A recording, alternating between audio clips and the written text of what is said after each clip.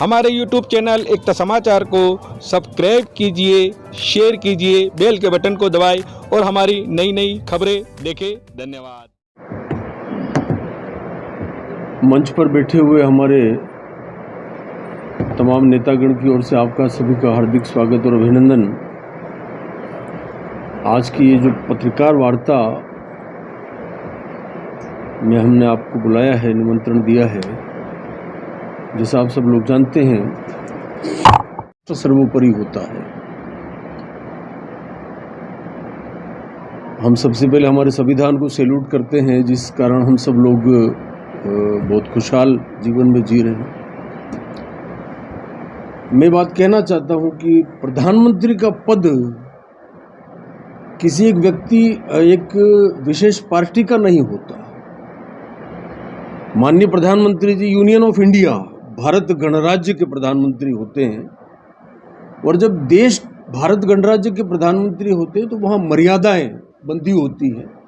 जाति, धर्म, जाति, संप्रदाय, मजहब सभी से ऊपर उठ के देश के लिए सोचा जाता है।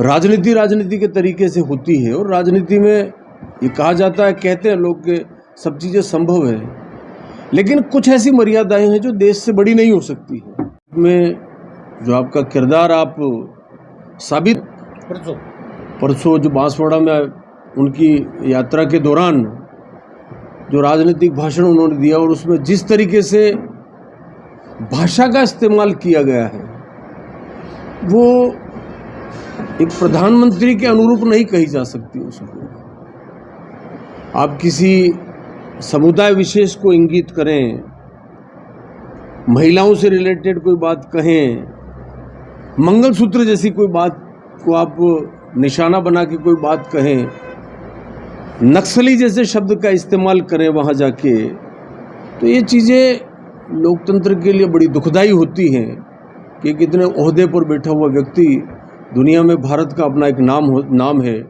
एक ताकत है दुनिया में, और वहाँ का प्रधानमंत्री किस तरह की भाषा बोलता है। जिस तरीके से आदिवासी समाज के लिए शब्द इस्तेमाल किया, नक्सली शब्द जिस तरह का इस्तेमाल किया, वो काबिले बर्दाश्त नहीं है लोकतंत्र में। जिस तरीके से कहा कि अगर कांग्रेस शासन में आ गई तो मंगलसूत्र जैसी पवित्रता, अब मंगलसूत्र के बारे में हम तो क्या कहेंगे, वो इतनी पवित्र धरोहर है। उसको मैं कुल मिला के कहना चाहूँगा कि लोकतंत्र के जो मूल्य होते हैं वो मूल्य सुरक्षित रहने चाहिए, कायम रहने चाहिए। अगर लोकतंत्र में मूल्य खत्म हो गए, लोकतंत्र की मर्यादाएं तार तार हो गई, लोकतंत्र का इस तरह से गला घुटता हुआ नजर आया, तो कहते हैं कि स्वच्छ राजनीति, जो बेदाग राजनीति का जो विश्वगुरु जैसे भारत को कहा जाता है, और उस देश में इस तरह की भाषा का इस्तेमाल करना कहीं भी क्षम्य नहीं है। इसीलिए हम ये कहेंगे कि मोदी जी को अपने शब्द वापस लेने चाहिए, आवाम से माफ़ी मांगनी चाहिए। इस तरह के शब्द जो उन्होंने इस्तेमाल किए, अच्छा होता मोदी जी आदिवासियों की उन्नति के लिए, आदिवासियों की तरक्की के लिए, यहाँ के कृषि संसाधनों को बढ़ाने के लिए, यहाँ सिंचाई के साधनों को बढ़ाने के लिए, या बढ़िया शिक्षा व्यवस्था कायम करने के लिए, या बढ़िया टूरिस्ट सर्किट बनाने के लिए, या औद्योगिक क्रांति के लिए, या नई तकनीकी को लेकर आदिवासियों के कल्याण के लिए, आदिवासी क्षेत्र के कल्याण के लिए कोई बात करते मोदी जी, तो वो बात समझ में आती थी। पिछली मर्तबा, जैसा आप सब लोग जानते हैं, देश के माननीय प्रधानमंत्री जी मानगढ़ आए थे, और यहाँ परिदर्शित करता है कि किस तरीके से वो पिछले दरवाजे से राजनीति में वोट तो हथियाना चाहते हैं, लेकिन यह जिस तरीके से कल्याणकारी योजनाएं लानी चाहिए, आम जन के हित की योजनाएं बनानी चाहिए, किस तरीके से मध्य प्रदेश, दक्षिणी राजस्थान और गुजरात को मिला के एक टिम्बर एरिया को डेवलप करना चाहिए, वो माननीय मोदी जी की सोच में नहीं है। इसीलिए हम यही कहना चाहते हैं कि विकास की ओर देखें, महंगाई की ओर, भ्रष्टाचार की ओर, देश में जो आज आबोहवा है जिस तरह की है, जिस तरीके से संवैधानिक संस्थाओं का मिसयूज किया जा रहा है, डराया जा रहा है, धमकाया जा रहा है, जिस तरीके से राजनेताओं को डर बताकर भाजपा में और भाजपा की वॉशिंग मशीन में ले जाके उनको क्लीन करने का प्रयास किया जा रहा है। मैं समझता हूं कि देश का अवाम भाजपा की इस कथनी और करनी को समझ चुका है, और मैं यही कहूँगा कि माननीय मोदी जी का जो भाषण है वो खौफ का भाषण है, वो डर का भाषण था। उन्हें ये लग गया है कि देश की जनता इस बार उनके पक्ष में मतदान नहीं करने वाली है। और जिस तरीके से भाजपा के नेता, एक तरफ तो भाजपा के नेता, चाहे वो मैडम मिश्रा जी हो, ज्योति मिर्धा जी हो, अनंत कुमार हेगड़े हो, जो संविधान बदलने की बात करते हैं और कहते हैं कि 400 पार होगा तभी संविधान बदलेंगे, और दूसरी तरफ मोदी जी सर्टिफिकेट दे रहे हैं, अमित शाह जी सर्टिफिकेट दे रहे हैं कि आरक्षण नहीं हटेगा, संविधान नहीं बदलेगा। तो कम से कम आपकी नीति और नीयत क्या, साफ करिए।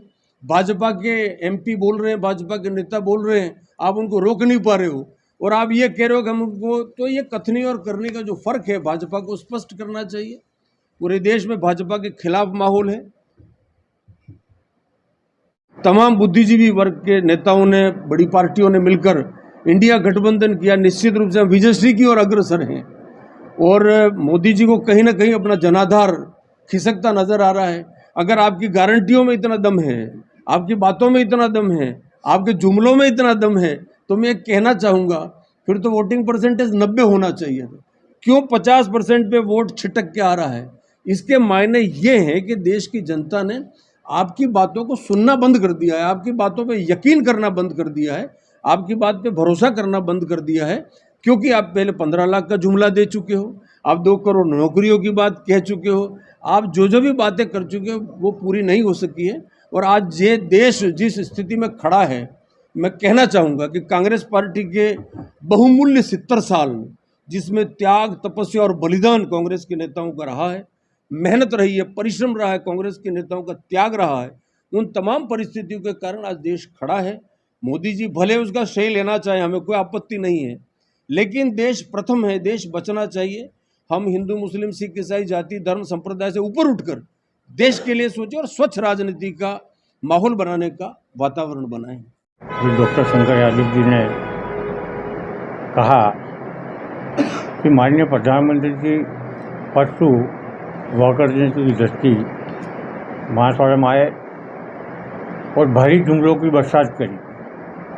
इतना पिछले 10 साल से तो झूठ बोल ही रहे थे, मगर इस वागर की धरा पे आके वो इतने झूठ बोल गए, एक संवैधानिक पद पे बैठे हुए प्रधानमंत्री की भाषा का स्तर बहुत गिर गया, निम्न स्तर की भाषा का प्रयोग किया गया।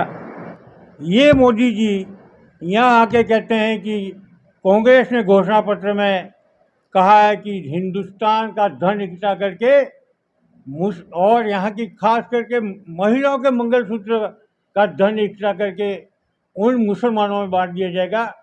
एक घिनौना आरोप इस हिंदुस्तान में लगाने का काम प्रधानमंत्री ने यहाँ किया है और जातियों में विद्वेष फैलाने का काम किया है, जहाँ विकास की बात तो बहुत दूर है। मोदी जी यहाँ कई दफ़े आए और जुमले दे दे के गए, मगर आदिवासियों का विकास नहीं हुआ। मगर उन्होंने आरोप जरूर नक्सलाइट का लगा के एक तमंगा आदिवासियों के नाम पूरे हिंदुस्तान के आदिवासियों पे उन्होंने आरोप लगाए। ये गंभीर विषय है। जहाँ मंगलसूत्र का बात है, उन्होंने अपनी धर्मपत्नी को छोड़ रखा है, अब उनका मंगलसूत्र का क्या हुआ है पता नहीं है। मगर हिंदुस्तान के महान, जहाँ संस्कृति हिंदुस्तान की ज़बरदस्त है, उसमें विद्वेष फैलाने का काम मोदी जी ने निम्न स्तर पर जाके किया है। हम इनका घोर विरोध करते हैं। ऐसी घटिया किस्म की राजनीति पिछले 10 साल से इन्होंने हिंदुस्तान की सार्वजनिक उपक्रमों को बेच खाया। उन्होंने संविधान को नष्ट करने का बेड़ा उठा रखा है। आरक्षण बंद करने का, एसटी, एससी, माइनॉरिटी और मुस्लिम और ओबीसी का जो गरीब वर्ग है हिंदुस्तान का, किसी भी जात का, उनके विकास के बारे में कोई सोच नहीं है। ऐसे में मोदी जी आज प्रथम चरण के चुनाव में इस देश की 102 सीटों में मोदी बुरी तरह हार रहा है और इंडिया गठबंधन 75 से ऊपर सीटों पे जीत रहा है। इसलिए उनकी यहाँ जीवान फिसल गई। मोदी जी घबरा गए, मेरी सत्ता चली जाएगी, और इसीलिए यहाँ करके उलूल जुलूल बोल रहे हैं। कल जाके यूपी में अलग भाषा में बात कर रहे हैं। हिंदुस्तान की जनता, युवा वर्ग जहाँ नौकरी के लिए तड़प रहा है, 10 साल में 20 करोड़ नौकरियां देनी थी इन्होंने, 20 लाख नौकरियां नहीं दी आज तक। उन्होंने हिंदुस्तान ने युवकों को जो रोजगार दिया वो दिया नहीं। इसलिए विकास के आयाम को छोड़ के कभी राम मंदिर की बात की। अरे राम मंदिर तो दक्षिण राजस्थान का व्यक्ति और राजस्थान का मिलता सबसे पहले राम राम कहता है। ये नकली आरएसएस और इनके लोग हिंदुओं की बात करते हैं, इनमें हिंदुओं का एक लक्षण नहीं है। अगर हिंदुओं का लक्षण होता तो राम मंदिर में इनकी पत्नी को साथ लेके क्यों नहीं बैठा इन्होंने। उन्होंने निर्वाचन में पत्नी का नाम भरा और धर्म कहता है कि बिना पत्नी के कहीं भी किसी का होता नहीं है। और बिना मुहूर्त से क्या अधूरे मंदिर में अधूरे घर में कोई रहता नहीं है। वहाँ भी ये झूठ बोल के देश को गुमराह किया और आज विकास के सारे आयाम खत्म कर दिए। राष्ट्रवाद विकास का मतदान हुआ, इससे देश के अंदर आने वाले समय में राहुल गांधी जी ने जो 3,500 किलोमीटर यात्रा जम्मू कश्मीर से वहाँ की थी, आज मणिपुर से लगा कर आए। अरे मणिपुर में देखा आपने, वहाँ आदिवासी महिलाओं के साथ खुलेआम बलात्कार हो रहा है, उनके चीरहरण किया जा रहा है। मोदी जी की औकात नहीं है कि वो जा करके वहाँ कुछ बोले। तो आज कहाँ का प्रधानमंत्री है देश में? क्यों ऐसा किया गया आदिवासियों के साथ और कोई भी महिलाओं ने उसके साथ? और कहता है सबका विकास सबका साथ। कहाँ का विकास? इन देश के अंदर आपका मध्य प्रदेश में आदिवासियों पे शराब पी करके इनके भाजपा के लोग पेशाब करते हैं और यहाँ आगे जुमला लगे और यहाँ आके एक तमंगा और हम लोगों को देंगे। इसलिए यहाँ हम कहना चाहेंगे मोदी जी ने जो, और यहाँ इंडिया गठबंधन हम 5 साल सीट से लड़ रहे हैं, इंडिया गठबंधन पे भी इन्होंने कई प्रकार के आरोप लगाए। पर मैं कह रहा हूँ दक्षिण राजस्थान के अंदर यहाँ का ट्राइबल समझ गया है। उदयपुर में ताराचंद मीणा जो बहुत पढ़ा लिखा IAS है और जिसने उदयपुर में बहुत बढ़िया काम किया है, उदयपुर सीट से कांग्रेस जीत रही है, यहाँ इंडिया गठबंधन जीत रहा है। और मोदी जी ने जो कारनामे किए इससे और भाजपा के काले कारनामे उजागर हो गए हैं। इस मौके पे मैं यही कहूँगा कि मोदी जी यहाँ करके आदिवासियों के साथ आदिवासी के विकास की बात तो छोड़ दी, इनकी नौकरी पैसा की बात छोड़ दी, इनके कंपटीशन में ST/SC के लोग OBC के कैसे जाएंगे, ये सब विषय छोड़ करके घिनौनी बातें करके इन्होंने यहाँ जो किया इसके लिए हम घोर निंदा करते हैं।